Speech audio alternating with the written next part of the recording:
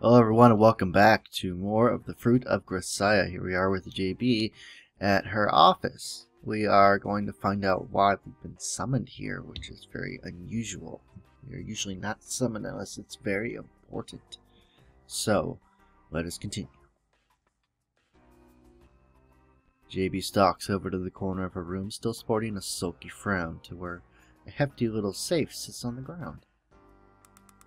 And squatting down in a way that affords me fleeting glimpses of her thighs through the hem of her skirt. She begins to spin the dial installed on the front of it.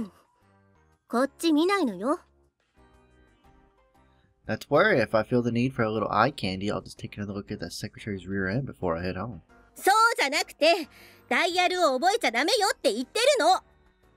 Not to worry, I'm not so starved for female company as to get a hard over a hunk of metal. Right, just a joke.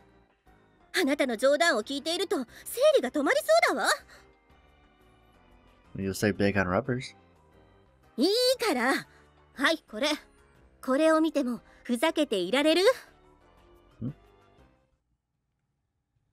The envelope she thrusts violently before my eyes bears a red stamp reading fax copying strictly prohibited.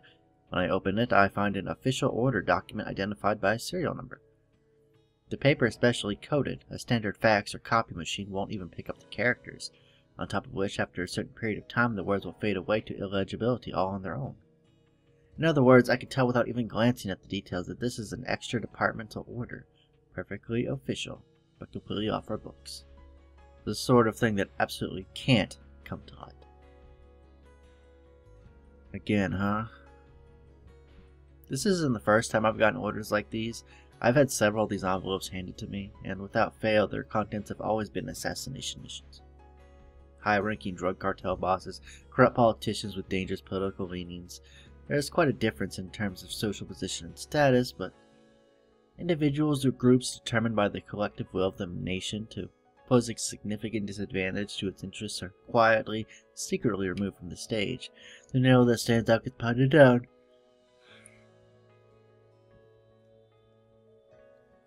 Sorry, I'm yawning. In an assassination of that sort, sniping is a fairly common method. Typically, several shooters are assigned to the same task. As with a firing squad, it's an attempt at easing the conscience by making it impossible to know who's fired the killing shot, but even so, murder is murder. Yes, I've heard that. During firing squads, a lot of times, they will give everyone a blank round except for one person. That person does not know, so that way, no one feels guilty, or it just helps ease the conscience because you don't know if you actually killed the guy or not. Hey JB, I can't kill people anymore. You know that, right?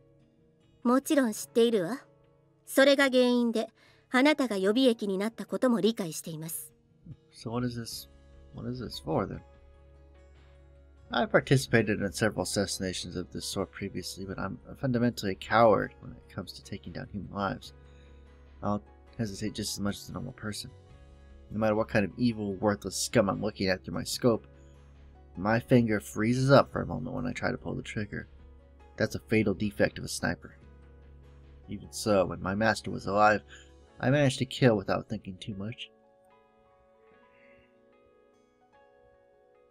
When I told myself I was pulling the trigger in Asako's place, when I told myself that even a piece of garbage like me could be useful to Asako, this way I could fire without worrying about a thing. And when the job was over and when I went home, Asako was there to embrace me and say, "Well done." She was there to confirm that I'd done the right thing. But Asako's gone. The person who bore the curses of the dead in my place is gone now. And she can't be replaced. Unless the words come from someone who stained their hands with blood, they can't offer me the slightest comfort. JB, I'm sorry, but you're not good enough. You know that perfectly well yourself, don't you? The sniper who can't pull the trigger is right up there with the radio that can't make a sound in the irritating and useless junk department. That's a good part of the reason I ended up on the reserve in the first place. Why would you even bother to show me this now?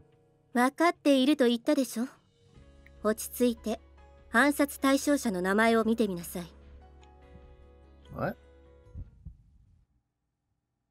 Oh my god.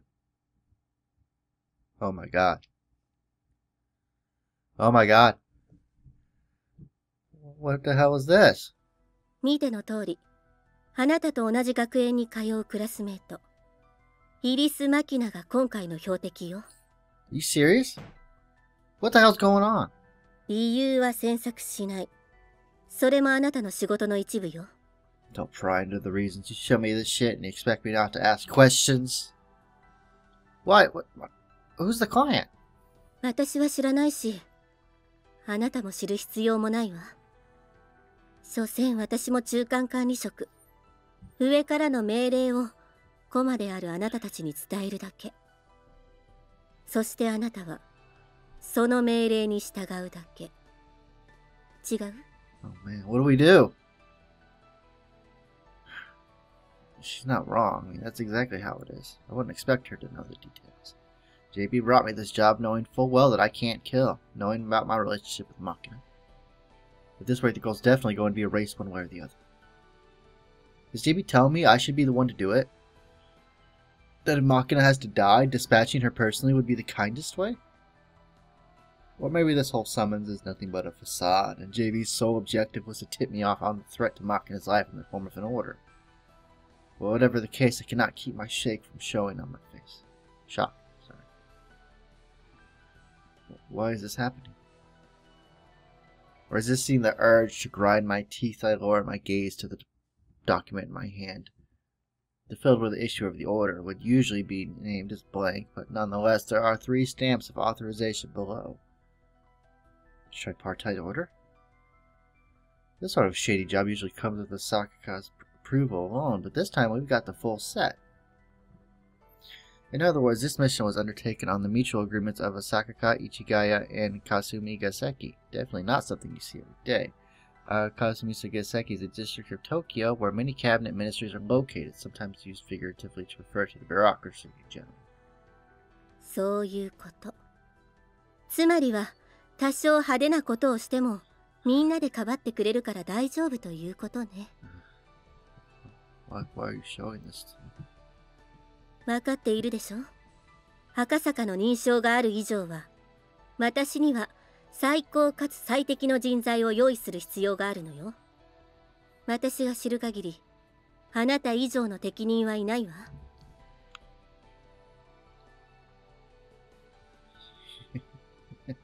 You want me to kill a classmate with my own hands? You've got some nerve, you shaggy-headed dim-witted. 私をなじって気が済むのなら何とでも言いなさい。ただし。You want to clear yes or no, right? そういうこと。Although it should probably go without saying, for a mission carried out with this level of secrecy, you're not typically going to get a briefing on the specifics before you accept the job. When the plan is going to be executed, where it will be put into operation, who's participating, how many teams will be committed, you don't know a single thing in advance. Secrecy of these is of the utmost importance.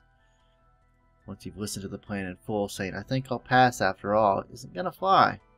In the first place, an agent only needs to understand their specific job. The broader circumstances aren't any of our concern. When you're a piece on the board, only 2 things are requested of you. The willingness to do what you're told, and the ability to make it happen. Your personal circumstances aren't worth shit. There's no compromise option. It's a yes or no, one or the other. 嫌な目つきね。Of course. Staring in my face, GB mumbles the words quiet. At the moment, I probably got the look of someone who spotted a lonesome insect scuttling along the floor and crushed it emotionlessly. An unattractive mixture of disgust and cold-blooded cruelty. It's an expression you get used to seeing after spending enough time in this company.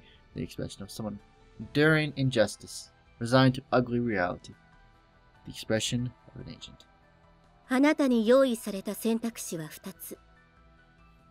イリス・マキナの暗殺を引き受けるか、何も見なかったことにして、今すぐこの場を立ち去るか。No. Do I have to make the choice right now? 任務の性質上、今日は帰ってゆっくり考えなさいとは言えないのよ。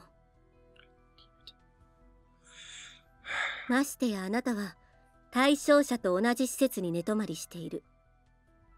もし What? あなたが現時点で任務への参加を拒否した場合、あなたの身柄はこのまま拘束されます。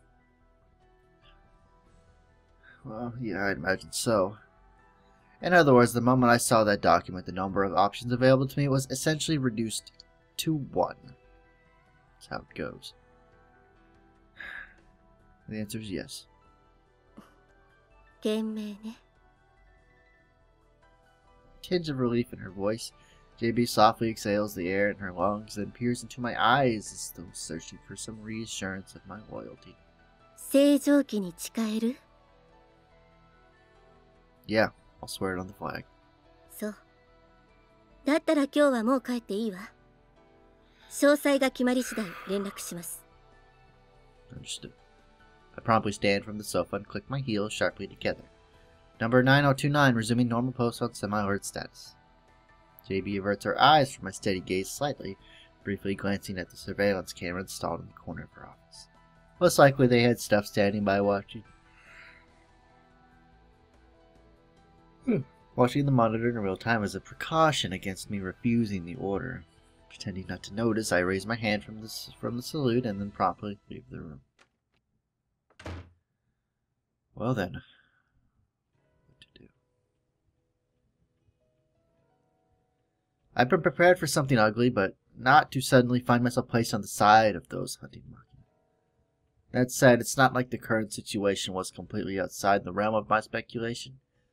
Considering the power and influence of the Rooster family, I'd vaguely hypothesized a scenario like this might be a possibility. Most likely, Akasaka is playing a large role in this one. Uncle Sam, the father of post-war Japan, kindly allowed us to develop wealth and influence under the banner of freedom and democracy, and the people running the show in Nagata-cho still haven't managed to move out of Dad's basement. Nagata-cho is home of the Prime Minister's residence in the Buddhite of Japan, roughly equivalent to the British Downing Street. I glanced at my watch on my left and it's 14:23. Seems that meeting in JB's office actually took less than 30 minutes. Coming to a halt a little ways before the bridge I crossed on my way here, I glance over at the outpost of a certain hamburger-peddling multinational corporation. Sort of food isn't bad every once in a while. Muttering this blatantly artificial comment to no one in particular, I enter the fast food restaurant. Then make straight for the register, ordering my company's namesake burger, a side of French fries, and iced coffee. After paying in advance, I take my drink and ticket and settle in at a seat by the window.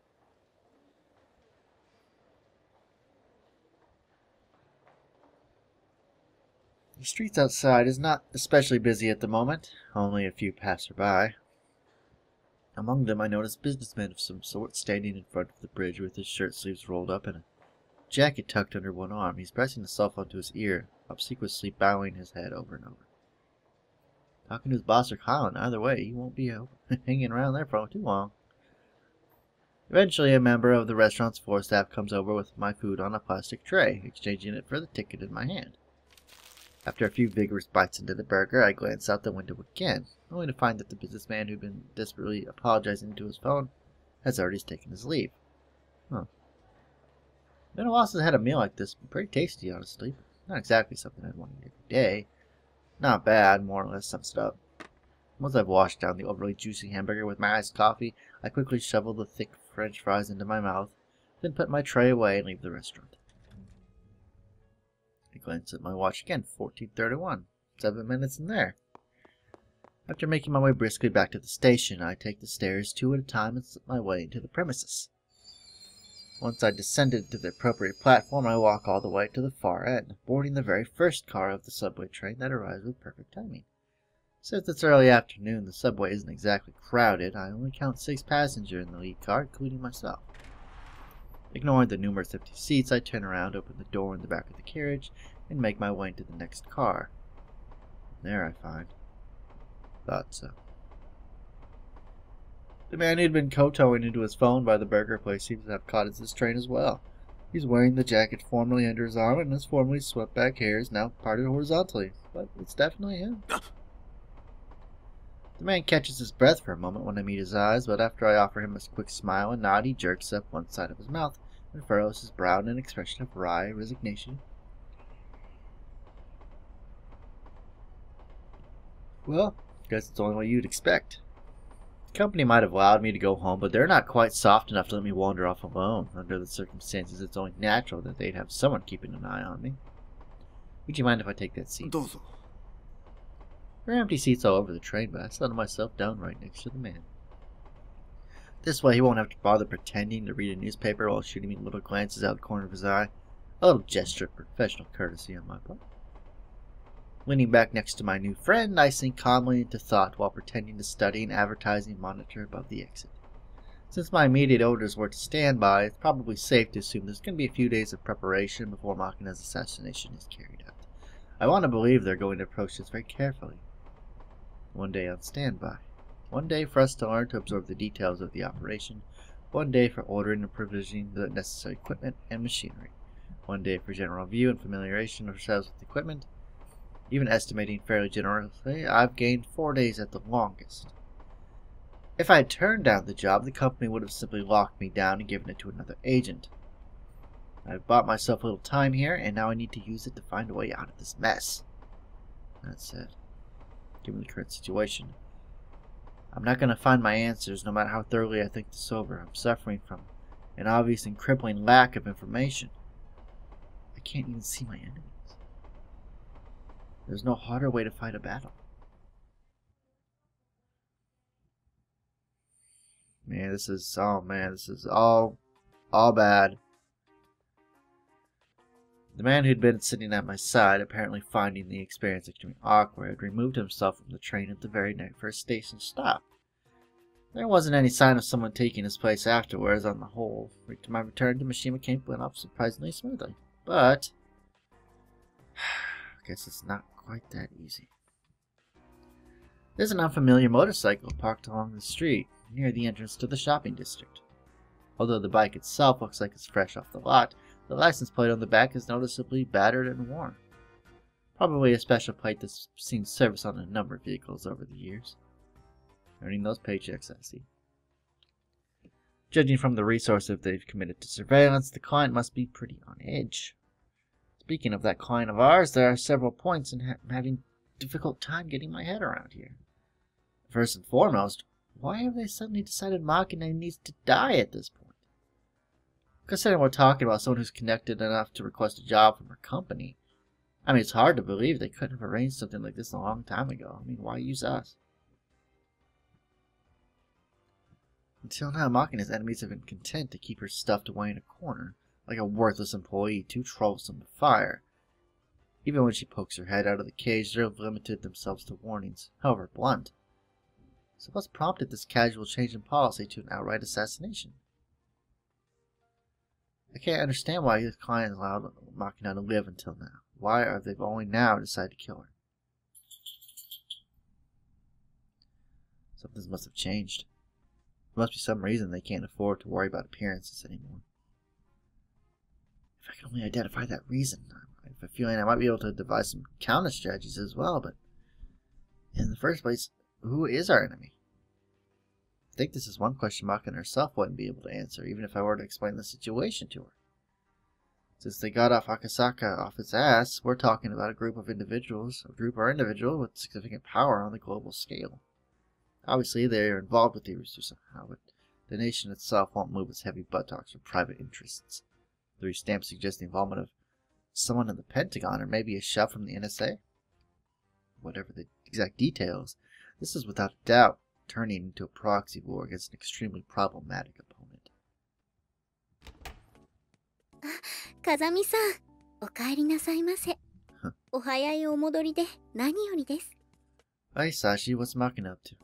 はい、先ほどおやつにホットケーキを3枚ほど召し上がられまして、今はご睡をしていらっしゃいます。Taking a siesta, huh? はい、起こしますか? No, that's alright. Might as well let her sleep while she can. かしこまりました。Anything happened while I was gone? あ、そういえば、先ほど風見さん宛ての封筒が届きました。Letter. Delivery for me? はい、こちらになります。I instantly recognized the pea green envelope Sashi casually produces. It's standard Ashi clean stationery. Who brought this over exactly? My name's written on the envelope, but there's no address or post office stamp. We generally don't make a policy of entrusting internal documents to middlemen like the Postal Service. Someone from the company must have brought it directly. 申し訳ありません。相手の方のお名前は確認しておりませんが、おそらくはバイク便業者の方かと。Ah, I see. Motorbike messengers are right up there with taxi drivers as a popular side job at Ichigaya. The delivery man was almost certainly a coworker of mine. And actually, come to think of it, I'm impressed he even got him to hand it over. Normally speaking, any internal document, let alone something you'd go out of your way to transport via sneakernet, would be designated direct delivery only, but here we are. あ、はい。最初は本人にしか渡せないとの一点張りだったのですが、では、渡していただけるまで私もここを動きませんと申し上げたところ、15分後に私に託してくださいました。Just a guess here, but I'm thinking that delivery man had been planning to wait for my return out of the main gate or something. Probably wasn't expecting to deal with an expressionless woman in full maid uniform standing rigidly at his side like a diminutive Buckingham Palace guard. The man might well have tried to be considerate. Probably told Sashi, "It's fine, I'll take care of it," or asked, "Why don't you at least sit down?"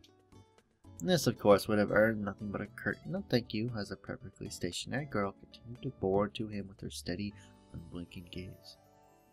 That's pretty much just the way our community Sachi's personality works, but, well, I can understand how it might be seen a little more than a little creepy to an outsider.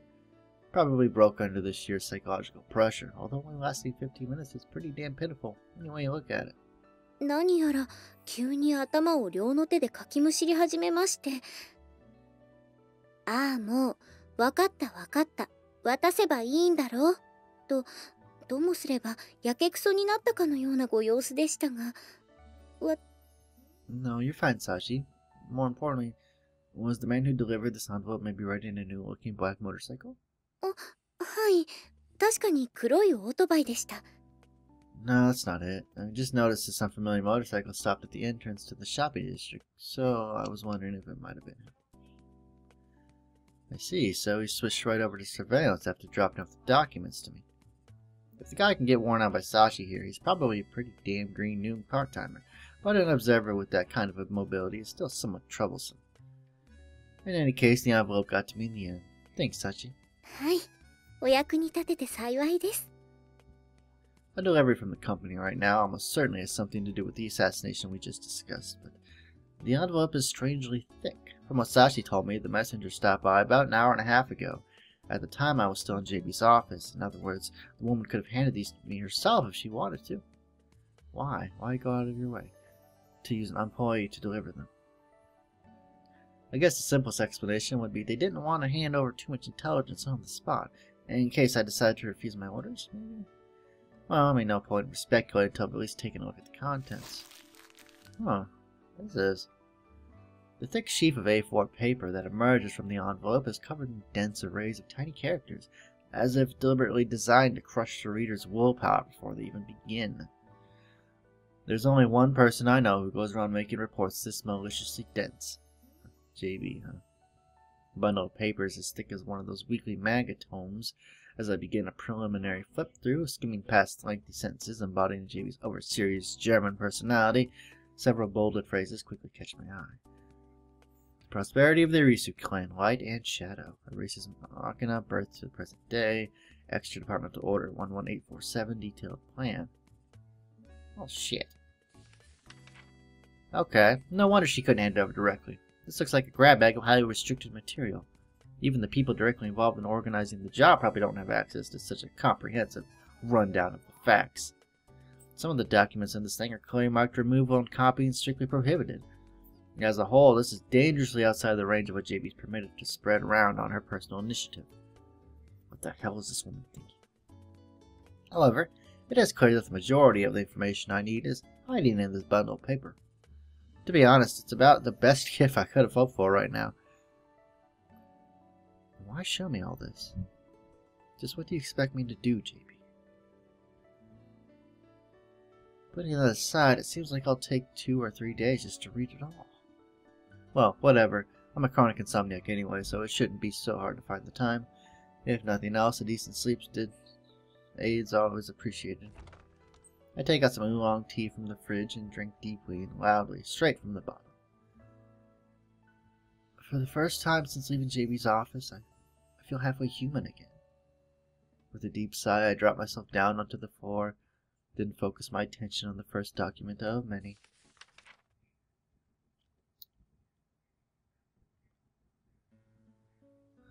I guess JB was trying to paint as detailed a picture as possible. It's a fair amount of information that looks irrelevant at first glance, to the point where documents seem almost overly long.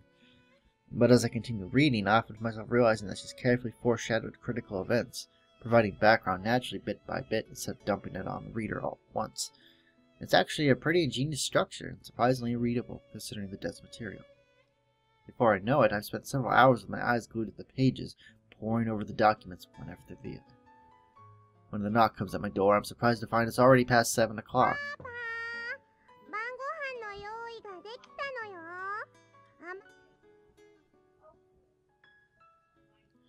Yeah, I'll be right there.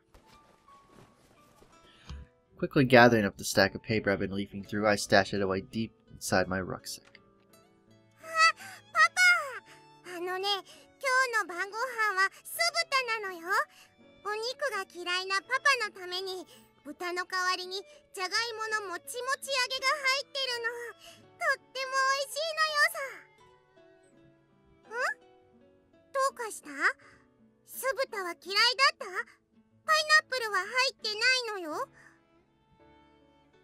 That's not it.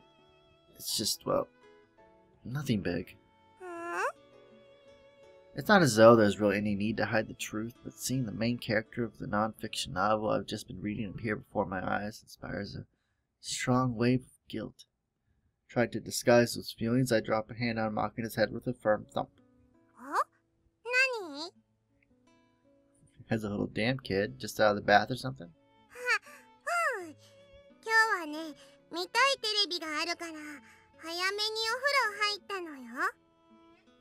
Oh right, today's Professor Dave Day.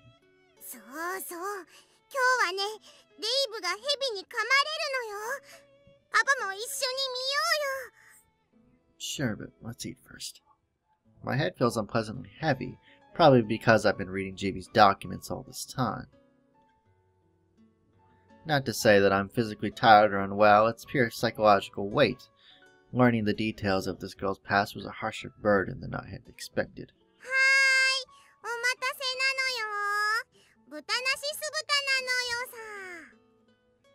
Looks pretty tasty.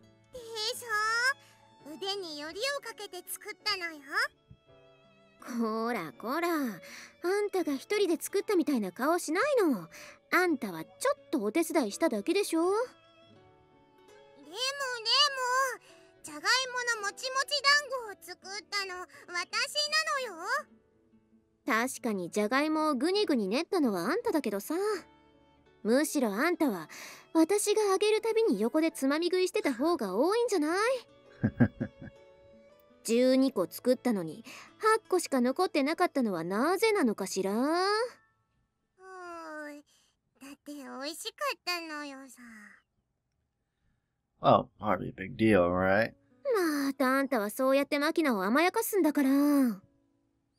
I guess you're right. Amani didn't really need to point that out. I'm perfectly aware that I'm being more than a little soft on Makina right now.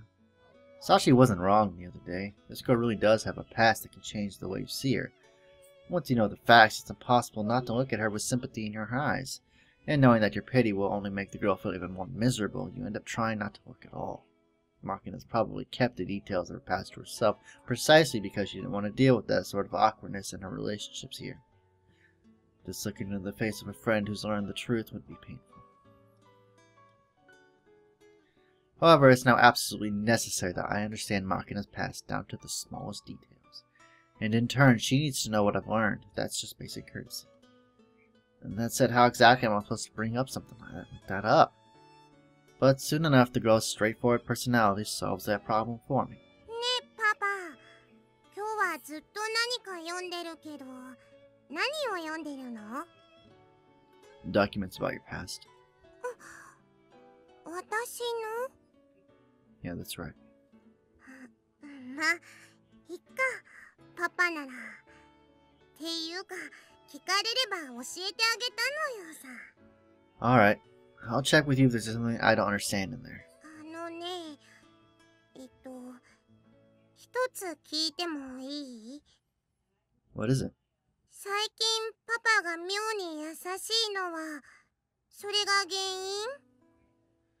因？ No, I think that's just a result of me sleeping with you. Men always treat women weirdly nice after they've made love for the first time. そっか、じゃあいいや。 Seriously? じゃあさ、もう一回抱かれたら、もっと優しくなる？ I think not. If I spoil you any more than this, you'll go completely rotten in no time. なんだい、つまんないの。 Yourself, kid. Anyway, wasn't there something you wanted to watch on TV? おう、せやった。デイブ見なきゃ。じゃあパパ、膝枕をしておくれ。 What, you want to watch lying down? そんぐらいは甘えさせてくれんでしょ。 Proper posture is important when you're watching television, and you're just going to fall asleep if you lie down, aren't you? まあまあ、いいから、ほら。 Ugh. And camping on the sofa next to me with her confident pushiness of a girl disinclined to take no for an answer, Makina drops her head casually onto my lap, then flips on the TV with the remote in her hand. I do feel like I might be getting a little too soft on the girl at this point, but I can't really bring myself to object too strongly. Probably more evidence of the effect reading those documents had on me. デイブ教授のアメイジングアニマル。いやー、キッズたち、元気だったかい？今週もアメイジングアニマルが始まるよ。 Alrighty, everybody. Well, in the next episode, we're going to be watching more Professor Dave, so tune in next time for more Fruit of Grisaia. Take it easy, everybody.